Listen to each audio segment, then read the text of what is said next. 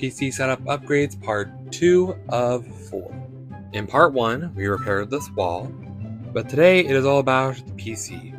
As you can see, it is not plugged in anymore, and that is because we are replacing the graphics card. Let me take it to the kitchen real quick. There we go, and I already took off the faceplate. Here's my current graphics card. It is a GT 1030. It sucks. Therefore, I am replacing it with the Radeon RX 580.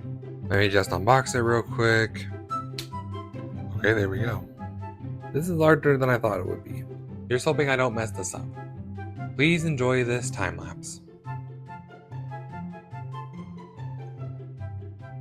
That took a little longer than I thought it would, but it's out with the old and in with the new.